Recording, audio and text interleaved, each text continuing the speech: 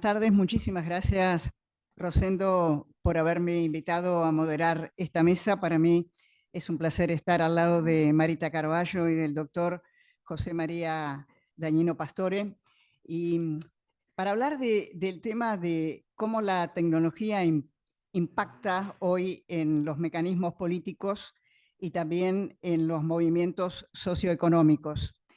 Yo les voy a hacer como una introducción con algunos datos que yo les he traído y qué es lo que está pasando en el mundo alrededor de estos temas. Son temas centrales que se discuten de una manera muy apasionante, porque además la velocidad de la tecnología está por encima de la velocidad de los cambios políticos, y uno tiene la sensación que tanto desde el mundo académico como desde el mundo político y de algunos sectores no se comprende esta velocidad de cambio.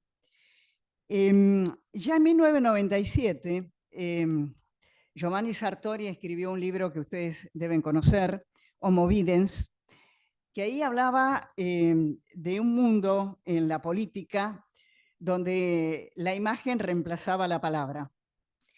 Y él tenía una visión pesimista de esto porque decía que la exposición permanente a las pantallas provocaba una manera de pensar inconexa, que la gente estaba informada pero que no tenía conocimiento. Es decir, tenía una visión muy negativa de la aparición de las nuevas tecnologías. Cuando yo estuve en la Universidad de Columbia, me mostraron una viñeta que fue muy famosa en los Estados Unidos, donde en una revista muy importante aparecían dos perros chateando y un perro le decía a otro: lo importante que tiene la importancia de Internet es que nadie sabe en este momento que somos dos perros. Entonces ya ahí estaba adelantando los cambios que se iban a producir en el mundo. Y son cambios que presentan desafíos permanentes. Por ejemplo, hay un gran sociólogo de la comunicación que es Manuel Castells, que escribió Galaxia Internet. Y él decía, entre otras cosas, que hace 20 o 30 años nosotros definíamos a un analfabeto por su capacidad para leer y escribir. Si no sabía leer y escribir, era un analfabeto. Y él dice, Manuel Castells, que hoy un analfabeto es aquel individuo, aquella persona que no sabe distinguir una información falsa de una información verdadera. Entonces, la velocidad del cambio yo creo que propone desafíos notables, y en el mundo hay dos visiones. Una optimista, porque dice que hay una mayor participación de los ciudadanos en la vida comunitaria, en la vida política. De hecho, con Rosendo Fraga, Rosendo me estaba pasando unos datos de los cambios políticos que se han producido hace unas semanas en Nepal y Madagascar, cambiando gobiernos con revoluciones populares que fueron de alguna manera provocadas a través de las redes sociales. Ustedes recuerdan que en la Argentina algunos de los movimientos más importantes y masivos que hubo sobre el final del gobierno de Cristina Fernández de Kirchner, ¿se acuerdan? El 7N, hubo varios, fueron provocados a través de las redes. La Primavera Árabe es uno, el M15 en Madrid es otro. Las manifestaciones que hubo en contra de Trump en la última semana también fueron convocadas a través de las redes. Es decir, que estamos en un mundo que cambia permanentemente, y hay una visión que dicen, bueno, es la participación más directa de la sociedad en los temas vinculados a la política, a la economía, a expresiones sociales. Hay otra tendencia en el mundo que dicen, bueno, esto es un peligro enorme porque las nuevas tecnologías pueden caer en manos de los dictadores y de ahí ir a una gran dominación mundial. O también pensamientos más avanzados donde dicen que los grandes magnates de las grandes compañías tecnológicas van a desplazar desde el poder a los movimientos políticos. De hecho, por ejemplo, cuando asume Trump, yo no sé si ustedes recuerdan las escenas, en Estados Unidos hay una gran tradición de mostrar a todos los expresidentes con sus ex esposas, y en esta transmisión estaban los expresidentes y al mismo tiempo casi pegados, estaban los 4 o 5 hombres más poderosos en materia de tecnológicas. Estaban Bezos, estaba, bueno, Elon Musk, estaban Zuckerberg, que es lo que demuestra que me parece que hay un cambio realmente extraordinario. E insisto, yo creo que frente a esos cambios, más que temerles o negarlos, yo creo que hay que entenderlos, adaptarse a ellos, porque yo estaba recordando, y ahora ya les doy paso al doctor Dañino Pastore, estaba recordando que cuando yo leí un artículo muy interesante hace mucho tiempo, cuando salió, cuando se inventó la imprenta, se produjo un gran terremoto de las estructuras políticas, económicas y religiosas de la época, 1450.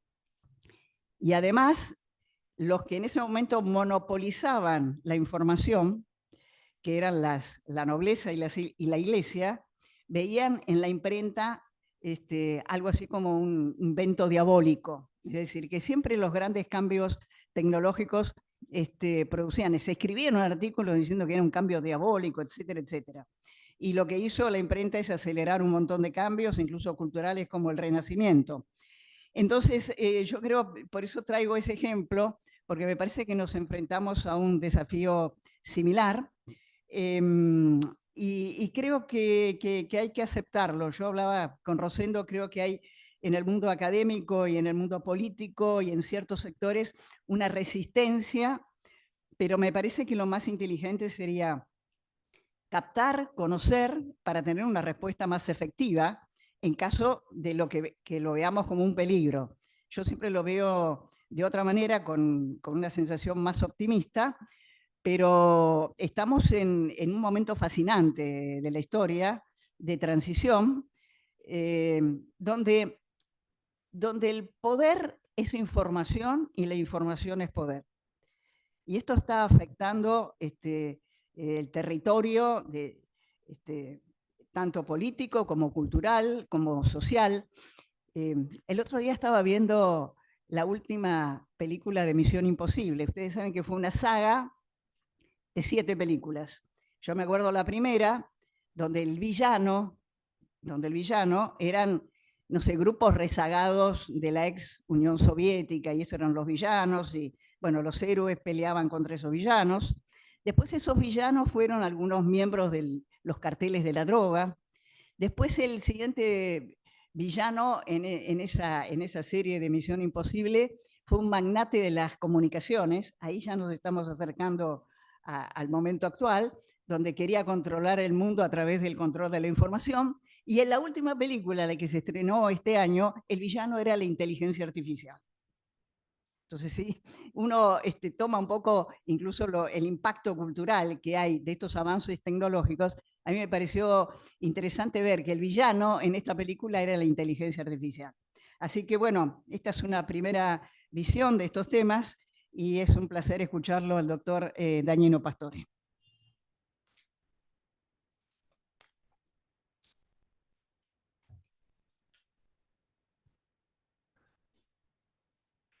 Hola, hola. ¿Sí? Sí. Hola. Ah, Sí, ahí. sí, ahí vamos. Sí. Bueno, los economistas estamos irrumpiendo un poco en el resto de ciencias sociales después de haber estado ausentes. Y a raíz de esta reunión de hoy, estuve viendo y los sociólogos dicen que la realidad que percibimos es útil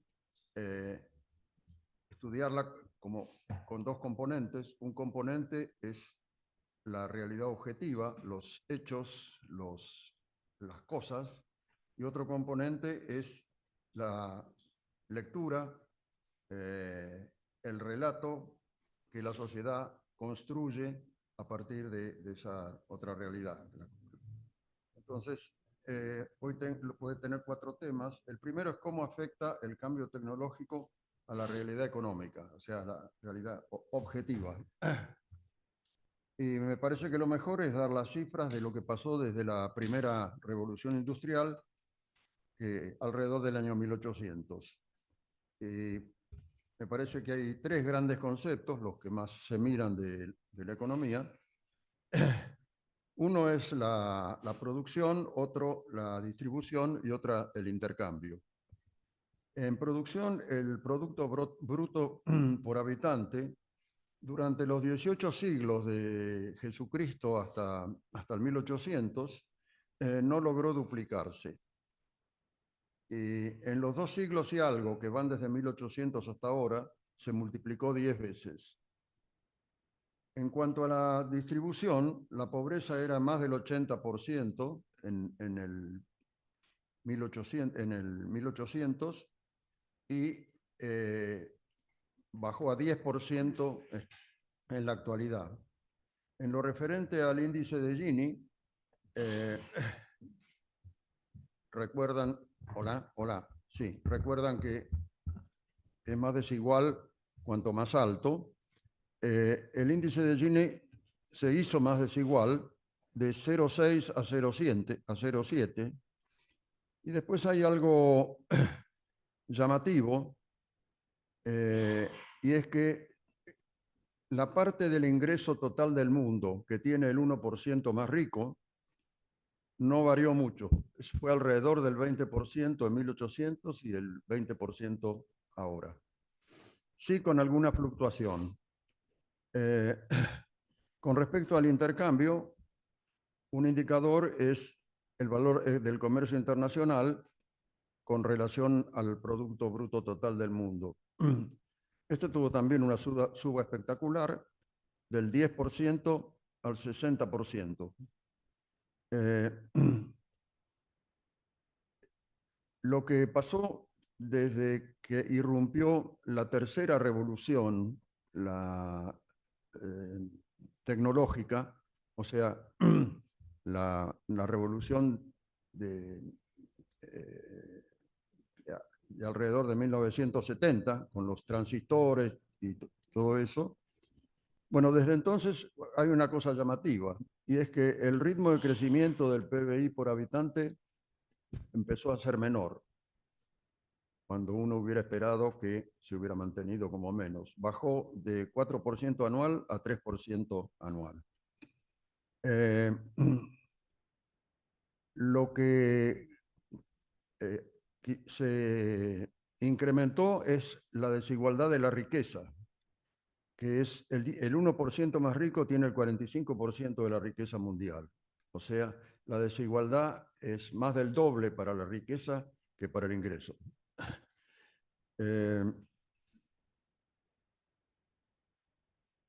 Hay una técnica que usan los economistas que se llama analizar las fuentes de crecimiento.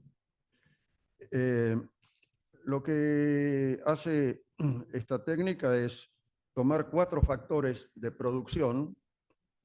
Uno, la cantidad de capital, el otro, la calidad de capital, otro, la cantidad de trabajo y la calidad del trabajo, y queda un residuo que se llama productividad total de los factores. Lo que muestran las estadísticas desde el 70 hasta ahora es que lo que más contribuyó al crecimiento fue la inversión de capital, y dentro de la inversión de capital, la inversión en tecnologías, las llamadas TICs, tecnologías informativas y de comunicación. Esto que dije en realidad sería mucho mejor si hubiera un cuadro estadístico con escalas naturales en los ejes. Esa escala para el ingreso per cápita hace así, y para la pobreza hace así. Es impresionante cuando uno ve el gráfico. Bueno, eso entonces es el impacto de la tecnología en conjunto sobre la economía. Ahora vamos al segundo tema, que es cómo afectan los cambios tecnológicos, en especial de las TICs, sobre la forma de comunicarnos. Y acá conviene arrancar con la forma usual que lo hace la teoría de la información, o sea, que mira las 5 etapas de la comunicación. La primera es el emisor, el que concibe en su cerebro lo que va a emitir. El segundo es la tecnología de envío. El tercero es la tecnología de transporte, de transmisión. El cuarto es la tecnología para el receptor. Y el quinto es lo que el receptor hace del contenido que recibe en su cerebro, la interpretación. Bueno, el desarrollo tecnológico de las TICs, si uno no lo analiza para atrás, ve que tiene un impacto muy fuerte sobre uno de los principales valores de la convivencia, que es la libertad. A medida, cada innovación tecnológica que afecta la información y las comunicaciones, en el pasado lo que han hecho es agregar dimensiones dentro de las cuales la gente puede optar. Por ejemplo, el lenguaje trajo una capacidad cerebral muy superior, agregando posibilidades de opción. Es muy notable el impacto de la escritura, que al hacer posible la comunicación no presencial, abre 2 dimensiones para las opciones humanas. Una dimensión es la distancia, otra dimensión es el tiempo, o sea, no tiene que ser simultáneo, ni tiene que ser en el mismo lugar. Eso abre 2 dimensiones de opción. Y además también se amplían los rasgos de opción dentro de cada dimensión. O sea, innovaciones de transporte permiten una distribución a una distancia mayor, una opción de el que emite o el que transmite y hasta dónde quiere llegar. El otro valor importante de la sociedad y de la política que fue afectado por este cambio es el valor equidad. También acá algunas cifras.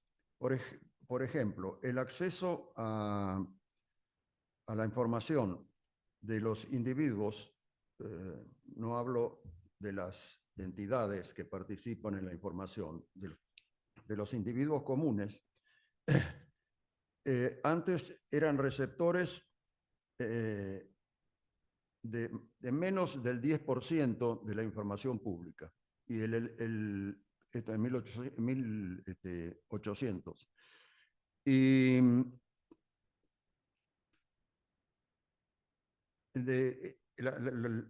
el medio por el cual se informaban más usado eran los diarios, y esto menos del 10% de la población en 1800.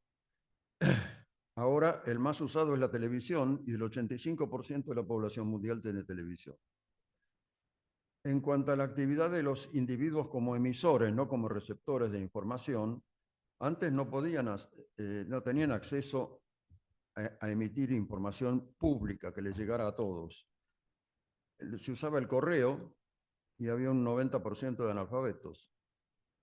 Ahora, en cambio, se usan los smartphones, y que 80% de la población tiene acceso. Y la otra vía por la cual la tecnología mejoró el tema de la equidad es algo que citó Claro. sí, el alfabeto romano fue si tomamos lo que lo difundiría, que es la invención de la imprenta, en 1464. Pero resulta que, como dijimos antes, en el año 1800 había solo un poco más de 10% de la población que sabía leer. O sea, tardó 3 siglos y medio, y ahí empezó a despegar la cantidad de lectores. La alfabetización digital, en cambio, empezó en 1980, que había menos de un 5% con acceso, y hoy en día está en el 65% de la población. De manera que son, digamos, es aburrido citar los números, pero hay que tener una idea de magnitudes de lo que sucede con la tecnología en el ámbito de la comunicación. El tercer tema es cómo afectan los cambios en las tecnologías, especialmente las TICs, sobre la realidad social, sobre la forma en que la gente lee y relata lo que le viene de la realidad. Bueno, acá para analizar un poco conviene separar en instituciones e individuos. Las instituciones son los medios y el gobierno, y los individuos somos nosotros.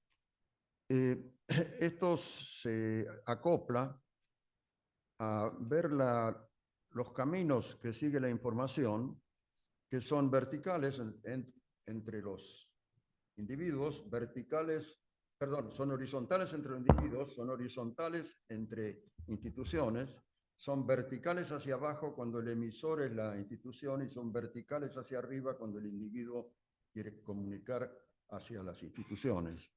Acá los cambios han sido muy drásticos. En la situación anterior de toda esta revolución que empieza alrededor de 1970, había una concentración grande de emisores institucionales y al mismo tiempo estos emisores no solo cumplían un rol de transportar, sino que también eran emisores de contenidos. Entonces el grupo de los influyentes eran directivos y periodistas de los medios y de los gobiernos mediante datos, incentivos, regulaciones, etc. En cambio, ahora ha habido cambios drásticos en los recorridos que hace la información.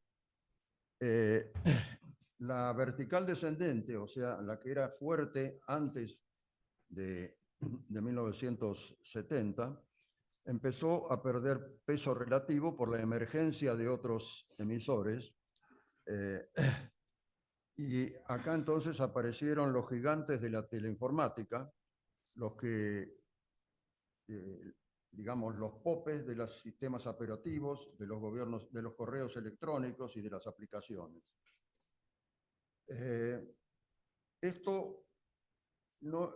La emergencia de estos grandes grupos, que se acoplan a lo que son los grandes grupos de los medios, pero están superando en varias formas de medición. Yo no sé qué nombre darle. Se puede decir una competencia monopólica, y esto es con monopolios temporales, de manera que hay competencia por la vía del desarrollo de productos y ahora, como está en moda citar, la destrucción creativa. Ahora, estos efectos son más que nada a través de las formas y no los contenidos de la información. La segunda cuestión que pasa y que domina todo lo anterior es la emergencia de la comunicación horizontal entre individuos. Y acá la emergencia de emisores ya no es concentrada, es competitiva. De la competencia surgen influencers, troles, etcétera, pero es mucho más abierta que como se emitía los contactos y los contenidos en el pasado. Y finalmente está la vertical ascendente, en donde aparecen distintas formas de expresión y distintos contenidos. La diferencia es bastante marcada. Algunas formas de medir esto es ver, por ejemplo, las 1000 palabras más usadas en los medios comparando con las 1000 palabras más usadas en WhatsApp. La coincidencia de palabras es 25%, y hay 75% de palabras distintas. La nueva es mucho más coloquial, menos solemne, tiene más humor. Así que se abre como una brecha que es grande por la capacidad que tiene de procesar los mensajes que vienen de la comunicación horizontal y de la vertical hacia arriba. Los destinatarios, que son gobierno, entidades, medios, no son suficientemente receptivos y se genera una demora en esa percepción que puede ser uno de los justificativos de la brecha que está viviendo hoy en día la humanidad en distintos países. Bueno, el cuarto tema para terminar son las posibles derivas de las cosas que hemos estado viendo. Obviamente la más importante es cómo afecta a las fuentes de poder, y esto, quienes aparecen en esto a nivel de poder fuerte en el mundo son los de la inteligencia artificial, los de manejo de Big Data, y además una extensión de las multinacionales de distintas actividades facilitada por la información, facilidad de información, facilidad de transporte. Entonces, esto lleva a plantearse, digamos, una deriva puede ser que se vayan redefiniendo un poco los roles de los países y de los gobiernos. En lo internacional ya lo estamos viendo. Quiero decir, estamos viendo por el fracaso de las entidades internacionales, de los organismos, en temas como la paz. La segunda efecto de las derivas, que podían verse de las derivas, es en la organización social. Y una manera de ver esta organización social es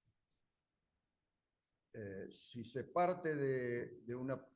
En los extremos es el comunismo y el liberalismo extremo. Si se parte del liberalismo extremo, que dice que no tiene que ver ni siquiera gobierno, entonces, ¿cuáles son las razones en lo económico que justifican la injerencia del Estado?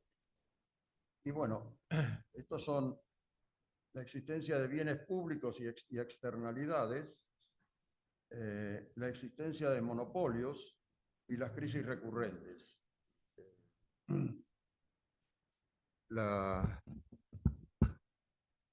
Bueno, algunos economistas famosos están vinculados con cada uno de esos temas.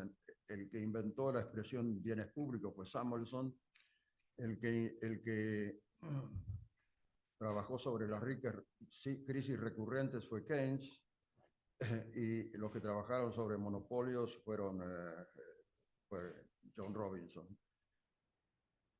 ¿Cuál es el impacto de la tecnología, principalmente la de los TICs, sobre los bienes públicos? Bueno, en el área de seguridad, ya lo mencionamos, seguramente gana importancia los servicios de inteligencia. Esto, por un lado, afecta a la política, y por el otro lado, al terminar agrega mucha más información, de manera que si se quiere poner orden en materia delictiva de narcos, va a haber mucho más elementos sobre dónde transportan, qué hacen, etcétera, como para combatirlo. En materia de salud, bueno, lo que sucedió fue espectacular. Desde 1970 hasta ahora, la esperanza de vida, cuando uno nace en año cero, era de 58 años. Hoy en día es de 73 años. La esperanza de vida se extendió 15 años en menos de un siglo en el mundo.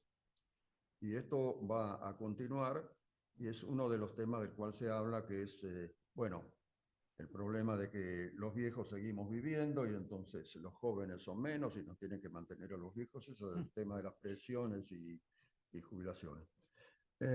Y en educación, bueno, eso, cambios de raíz.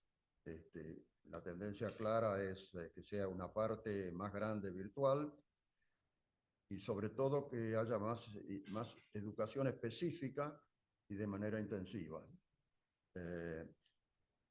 Y finalmente, en lo referente a las crisis recurrentes, bueno, hay que adaptar la cuestión de criptomonedas, pero probablemente, y no tanto por nueva tecnología, sino porque la realidad lo impone, puede haber en el manejo del monetario puede haber cambios. Ya termino. Finalmente, en el funcionamiento de la economía, es probable que siga la importancia de la inversión en TICs. El comercio también se va a seguir desarrollando, montado sobre la mejora de la información y la concentración del 1% más rico. Si lo demás no cambia, debería subir, pero es probable que haya reacciones políticas a esto.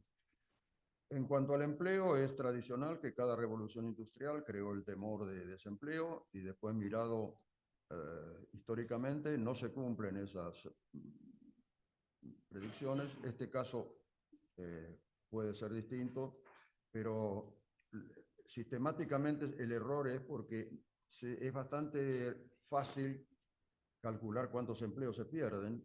Es mucho más difícil comparar cuántos empleos se crean, justamente porque depende de qué es lo que se crea. Bueno,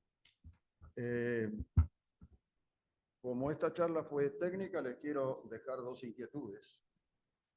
La primera es que en realidad todo esto que yo dije hubiera sido más eficiente que se lo preguntaran a inteligencia artificial. Tenemos que recurrir al celular. Y lo segundo que quiero decir es que me presentaron como el doctor Danielo Pastore, pero yo no soy. Yo soy un robot que fabricó Rosendo para que diera esta charla para ustedes. Bueno, muchísimas gracias, doctor.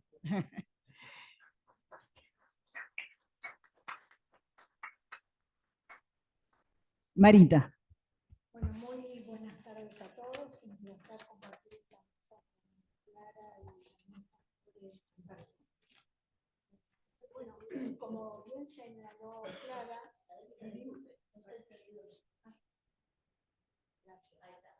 me ayuda con la voz, que no la tengo muy bien. Bueno, vivimos una época marcada por una velocidad sin precedentes, un tiempo de verdadera aceleración. La tecnología dejó de ser un ámbito específicamente especializado, para convertirse en la trama misma de la vida cotidiana. Cada día tomamos decisiones, nos informamos, nos relacionamos y opinamos a través de las plataformas. O sea que la transformación no es solo técnica, es cultural, digital, social, política, emocional y moral. Internet y la inteligencia artificial han cambiado la forma en que se construyen las identidades, se organizan los movimientos sociales y se ejerce el poder.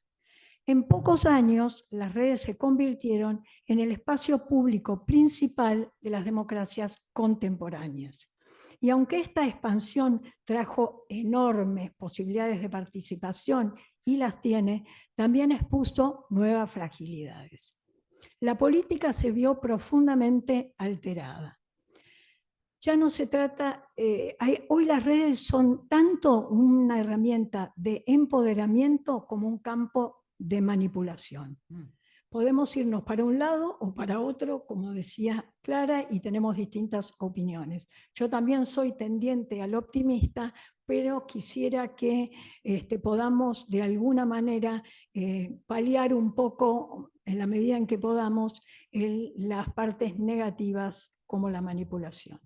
Permiten a los ciudadanos expresarse, pero también facilitan la desinformación, el odio y la polarización. En este nuevo escenario, la verdad compite con la viralidad. Y aparece la inteligencia artificial generativa, que marca un salto cualitativo enorme.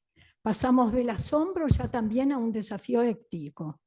Lo que antes era una promesa futurista, hoy es una realidad cotidiana. La inteligencia artificial redacta textos, crea imágenes, compone música, analiza comportamientos, diagnostica enfermedades y hasta escribe códigos de gobierno. Pero su avance plantea dilemas de distinto tipo, laborales, sociales, políticos y éticos que tenemos que enfrentar. ¿Quién controla los datos? ¿Quién define los sesgos de los algoritmos? ¿Qué pasa con el empleo, la privacidad o la autoría intelectual? La inteligencia artificial puede tanto amplificar desigualdades si solo unos pocos acceden a sus beneficios, como muy bien señaló Danilo Pastore, el tema de la desigualdad. Pero también puede ser una gran aliada, y lo mencionó mucho, y lo es en la educación, la ciencia, la justicia y la salud.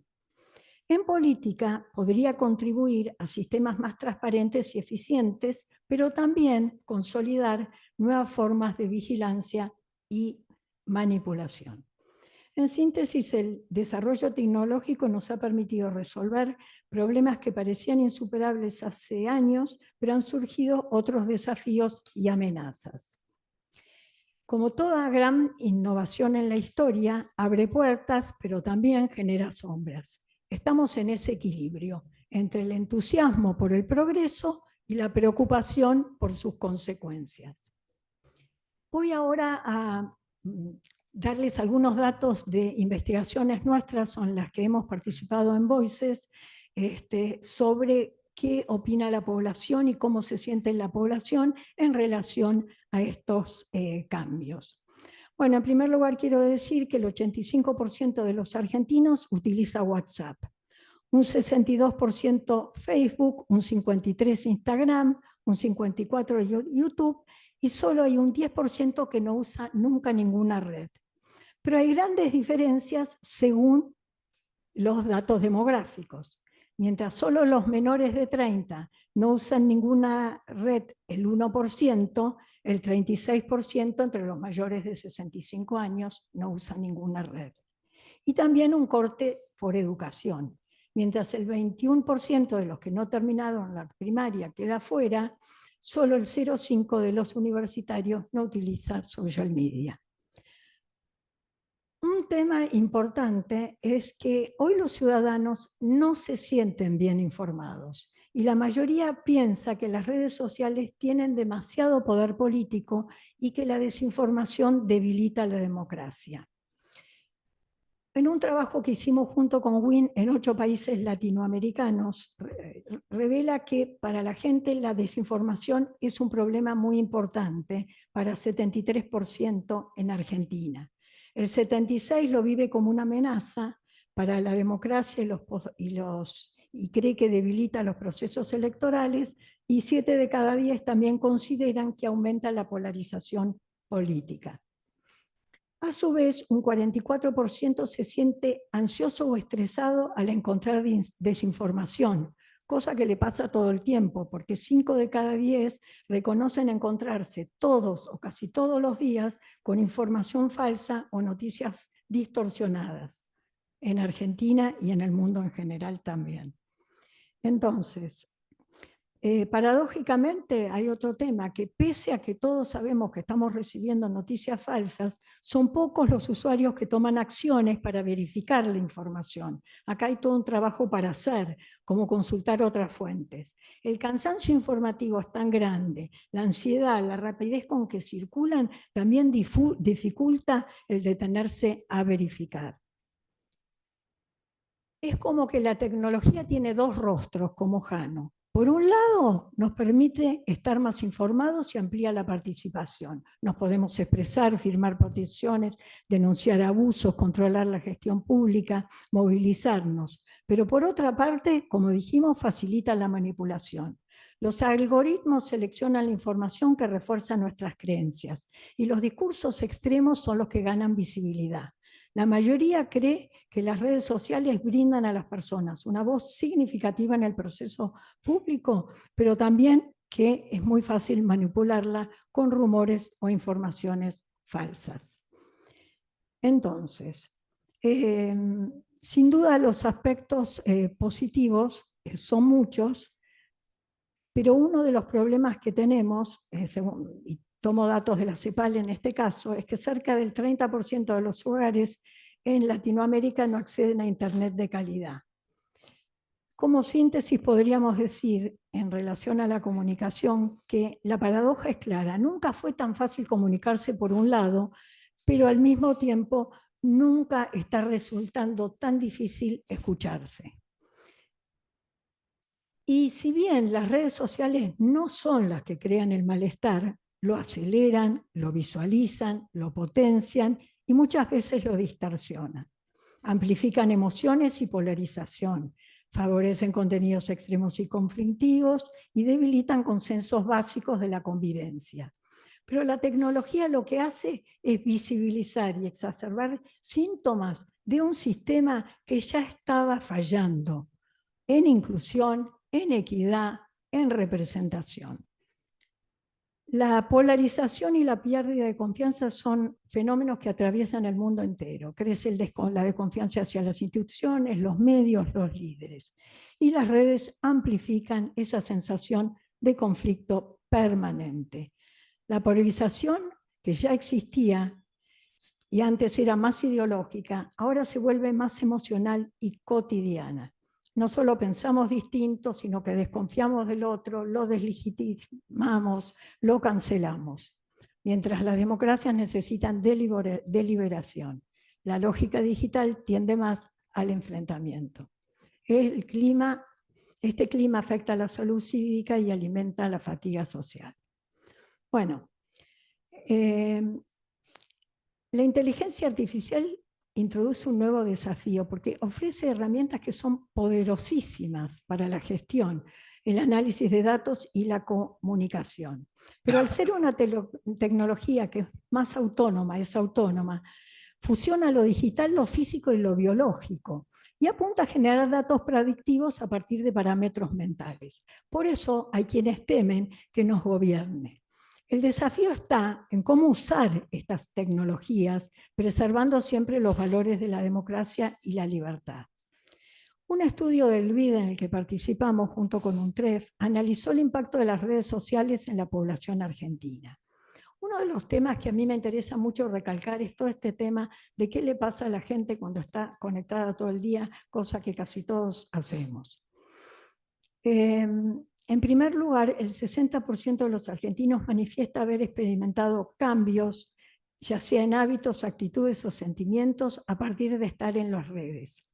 9 de cada 10 dijeron que se sintieron solos, desinteresados por otras actividades, se saltearon comidas o pasaron menos tiempo con sus amigos o su familia. 8 de cada 10 comentaron que por estar en redes reconocieron haber tenido dificultades para dormir, dolores físicos por el uso prolongado de dispositivos o por haber tenido problemas con familiares o amigos. Estar desconectado provoca sentimientos de frustración, tristeza y angustia, y la mayoría menciona sentirse aburrida cuando no puede acceder a Internet. Es que estamos 9 horas promedio en la red, en Internet, los adultos en Argentina. Voy a tratar de resumir un poco. Bueno, iba a hablar sobre la sofisticación en las formas de desinformación, pero todos las conocemos. Y en cuanto a los discursos de odio, un 51% sostiene que circulan con mucha frecuencia y solo un 6% dice que nunca ve discursos de odio en Internet. La mayoría, 2/3 de los argentinos, sostienen que las redes son muy agresivas y la mitad manifiesta haber experimentado agresión o acoso, cifra que asciende a 7 de cada 10 mujeres entre los 18 y 29 años. Las principales causas mencionadas son el género, el aspecto físico y temas políticos o de orientación política. y un 71% considera grave la proliferación de discursos de odio y agresiones. Les preguntamos entonces, ¿quién debe asumir la responsabilidad sobre los contenidos? La población cree que son tanto los usuarios como las empresas y el Estado los que deben compartir esa responsabilidad. 4 de cada 10 así lo señalan. Y luego se otorga esa responsabilidad a las empresas, seguidas por los usuarios. A su vez, los argentinos otorgan mucha importancia a la libertad de expresión. 8 de cada 10 la consideran un derecho esencial. Sobre todo, la mayoría sostiene que en medio digital o no digital, las críticas al gobierno deben poder expresarse libremente y siempre sin censura. Y quienes más fuertemente lo sostienen son los varones jóvenes. Respecto al rol del Estado, los encuestados creen que debe intervenir principalmente desde la educación, concientizar y formar en el uso responsable de la tecnología. Y en segundo lugar, consideran también que debe ejercer un control sobre las declaraciones sexualmente explícitas, las discriminatorias de todo tipo, las ofensivas o las que inciten a la violencia. En cuanto a las plataformas, lo que se les reclama es que deben intensificar sus políticas de seguridad, especialmente frente al bullying, la discriminación, el acoso y los contenidos violentos. También hay un reclamo de transparencia en los algoritmos, que terminan siendo cajas negras. Los ciudadanos perciben la desinformación como un problema muy complejo. Valoran más las fuentes informales como la familia, los amigos, los pares que las oficiales y confían especialmente en el sistema educativo, en los colegios y en las universidades. Mientras solo un 10 confía para esto en los políticos, en el gobierno y en los grupos activistas. En los últimos 2, un 15. Otro sondeo que hicimos junto con WIN en 39 países muestra que, además, en relación a la privacidad digital, a casi la mitad de las personas les preocupa compartir información personal en línea. Un 48% en Argentina declaró haber recibido correos de compañías desconocidas, un 27% correos fraudulentos solicitando datos bancarios, y los delitos informáticos crecen al 12%, que sufrió hackeos o filtraciones de datos. Bueno, el conocimiento,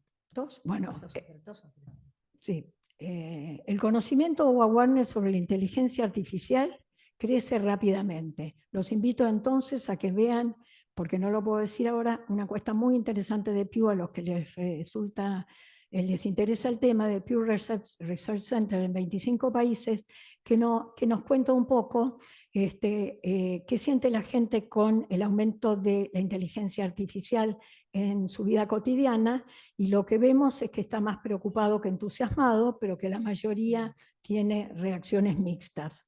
También el tema de quiénes son los actores internacionales que deberían intervenir, donde aparece como la Unión Europea como el más aceptado, aunque varios países sostienen que deberían ser sus propios países los que lo hagan. Hay información muy interesante ahí sobre qué piensa Estados Unidos, qué piensan los distintos países europeos y también qué pensamos 3 países latinoamericanos. Voy a decir qué pensamos los argentinos. Los argentinos en realidad confiamos poco en la posibilidad de ese control. Hay un tercio de los argentinos que confían en el gobierno y algo muy similar confía un poco más en Europa, pero en forma similar tanto en Estados Unidos como en China. Mientras en el resto del mundo se prefiere Unión Europea, en segundo lugar Estados Unidos y tercero China. Para cerrar, yo lo que diría es que nosotros tenemos que trabajar en términos de un marco ético que ponga la innovación al servicio del bien común. Y esto necesariamente va a implicar un diálogo entre gobiernos, empresas, educadores, científicos y ciudadanos para poder de algún modo regular a las empresas en cooperación con ellas. El gran desafío de esta era digital es mantener este progreso, el equilibrio entre este progreso, pero con sentido humano. De última, debemos tener claro que el futuro no son las máquinas, las decisiones son humanas, entonces también depende de nosotros. El desafío es grande, pero también lo es la oportunidad. El futuro tiene que ser tecnológico y humano al mismo tiempo. Muchísimas gracias, Marita.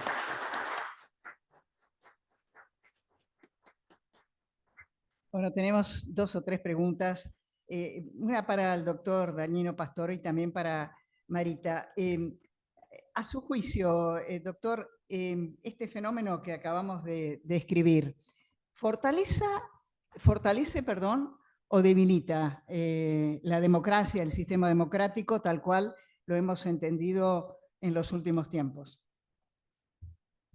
No, me parece que el mensaje que surge de todo lo que hablamos es que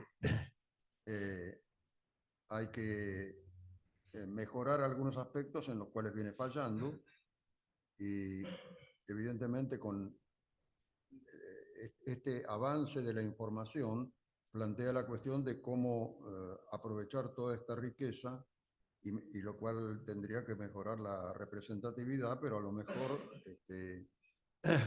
a lo mejor hacen falta algunos cambios institucionales para eso.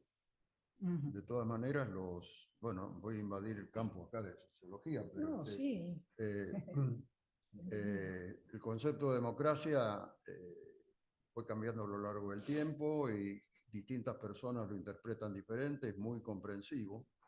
Entonces, el grupo de la Universidad de Göttingen, que es el que más trabaja en medir la democracia, insiste en que en ponerle calificativos. Y entre esos calificativos, igualitaria, liberal, distintas formas, creo que son 5 o 6, aparece una nueva que es que incorpora el tema de la representatividad por medios mayores que los que actualmente existen del Congreso y elecciones. Yo creo que es Marita. un problema más que nada de tiempos. Me parece que como herramienta que el avance es importante y positivo y tengo una visión optimista hacia futuro. Pero creo que estamos en un timing que se acelera mucho y bueno, como dijo muy bien Dañino Pastore, las instituciones, digamos, el sistema político no está respondiendo acorde y tampoco sabemos muy bien cómo acompañar ese crecimiento o cómo nivelarlo a un punto de equilibrio. Entonces me parece que en este momento está desfasado y no en el balance yo no diría que le está mejorando. Ustedes saben que en la votación del Brexit intervino una empresa tecnológica analítica que tomando datos de Facebook, el resumo, ¿no? Acumuló todos los datos de Facebook, los procesó, los utilizó en ese plebiscito y ahí fue aprobado el Brexit. Y en Europa se considera que esa intervención de esa empresa tuvo un rol decisivo en la votación final. Entonces la pregunta que yo le hago es al doctor Dañino Pastore y luego también a Marita, si cree que, por ejemplo, estamos frente a una elección el próximo domingo, el estado de las redes y de la comunicación en la Argentina puede tener impacto electoral o no. No, sí, sin duda lo tiene. Lo que hay que preguntarse es qué información difunden. Y por eso viene la lucha en todos estos operadores de las redes. Pero sin duda ha ocupado un lugar que antes no existía y lo tenían la radio, los periódicos, etc. Y en definitiva, las redes, los que manejan las redes, en general no trabajan sobre los contenidos. Antiguamente, y todavía los medios, trabajan sobre los contenidos. Muchos diarios aparecían como resultado de un movimiento político. De manera que, sí, la respuesta ciertamente, pero lo que hay que mirar es cómo se alimentan esas redes. O sea, hay una división de funciones que antes no había. Antes el que tenía el medio opinaba, o ahora los que transmiten las distintas aplicaciones, las distintas formas, Google, en general no meten información para influenciar el relato. Son medios por los cuales se difunde. Hay una división entre la transmisión que creó estos grandes nuevos monopolios y el contenido. Sí, yo lo que creo también es que el impacto de las redes ha hecho que el poder de la información se haya fragmentado de una manera extraordinaria. En la Argentina hace, no sé, 20 años, 25 años, una editorial en un diario, una tapa de diario, podía cambiar la historia política de un país. Hoy es casi improbable que pase eso. Marita. Exacto. Bueno, un poco en línea con lo que ustedes dicen, preguntar si pasa, gran parte de lo que pasa en política pasa por las redes. Y digamos, y para los jóvenes pasa casi en su totalidad por las redes y por la televisión. Entonces, sin duda que ¿Crees que impacta en la decisión final electoral? Bueno, todo lo que recibís impacta y entonces todo lo que vos lees te va, o mirás o ves, te va haciendo como pero no pienso que eso, digamos, vaya a dar vuelta tampoco la elección por algo que se diga concretamente de repente en redes, pero es el lugar donde se informa. Yo lo que veo es un desfasaje como si estuvieran trabajando un poco demasiado separados, como los medios más tradicionales de las redes. Entonces es importante hacer esa sinergia, porque si no pareciera como que los medios más tradicionales están más en sintonía con lo que pasa en la política y los políticos. Y las redes corren por otro carril. Sí, en realidad los medios tradicionales están como a la defensiva, ¿no? De este fenómeno. Están a la defensiva. ¿No? Es que la tienen muy difícil, porque digamos, ellos como que tienen una responsabilidad grande para chequear su propia información, pero el chequeo de las redes, si bien se intenta, es muy bajo. Doctor Daniel Pastore, ¿usted cree que este fenómeno de las redes, que es creciente y es una gran discusión que hay en el mundo, deben ser reguladas por los gobiernos? Ciertamente. Bueno, de hecho, hay cierta competencia de poder entre los gobiernos y las redes, pero por otro lado, digamos, hay excesos que hay que El problema es cómo define usted a los controladores, ¿no? ¿Cómo define usted a los controladores?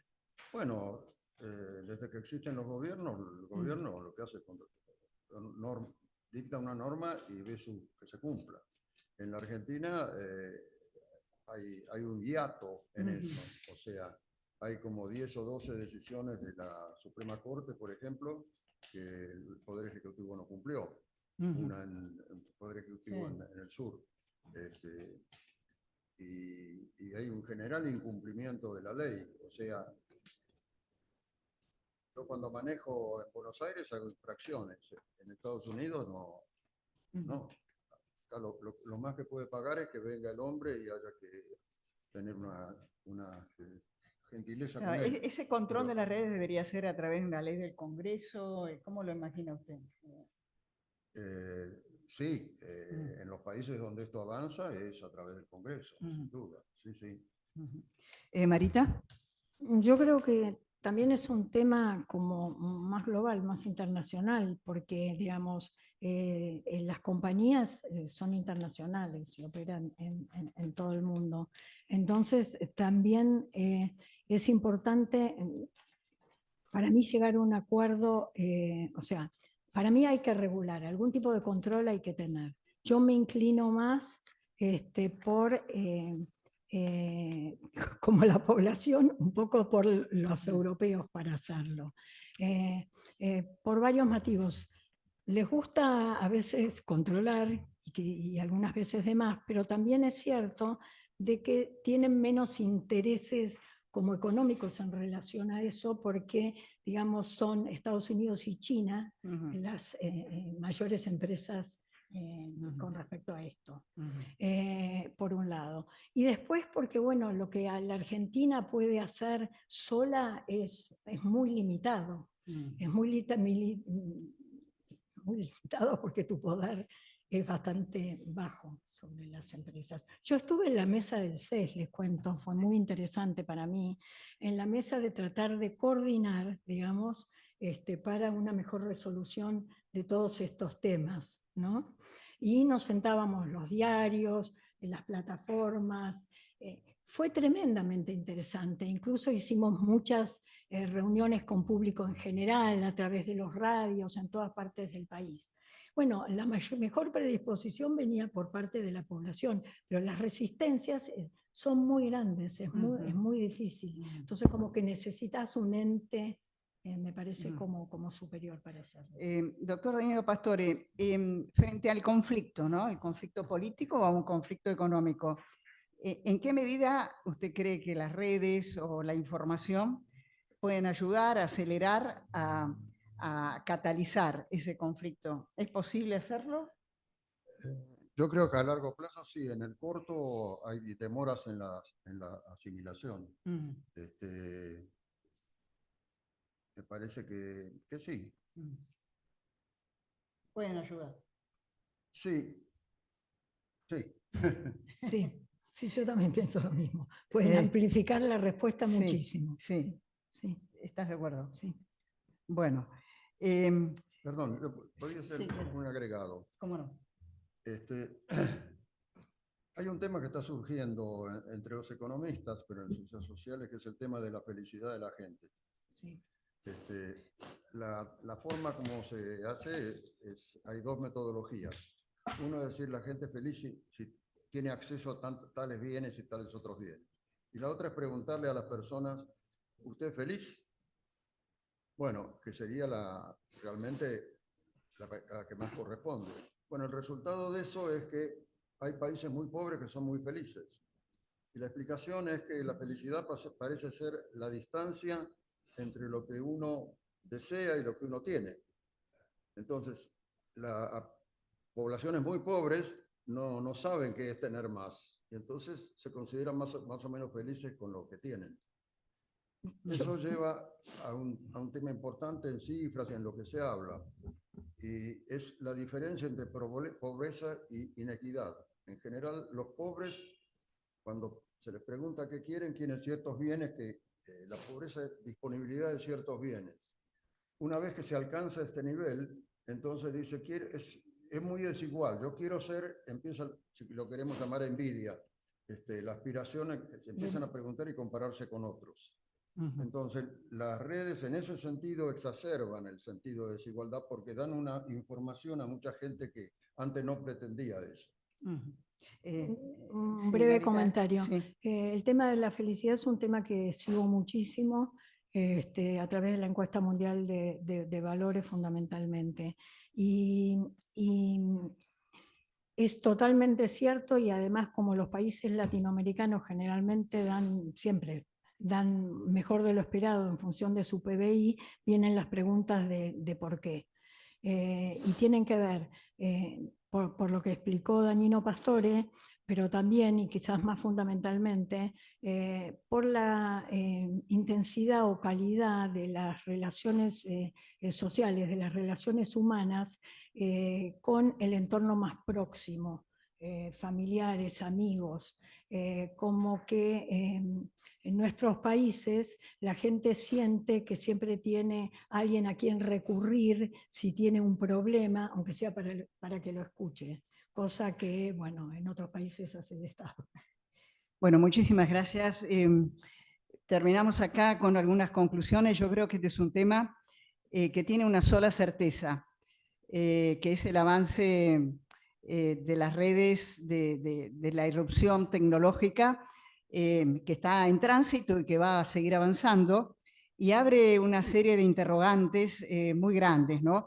Yo el otro día hablaba con un dirigente político que decía, bueno, que estaba en contra de todo lo que significaba redes, nuevas tecnologías, porque él decía que eso había deteriorado su representatividad. Era un diputado elegido y él sentía que, no sé, que en una red lo insultaba y que su capacidad de representatividad estaba deteriorada.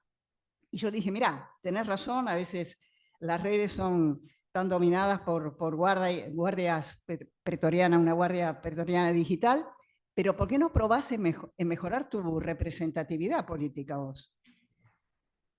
Porque me parece que esto es lo que está en juego. Incluso nosotros los periodistas.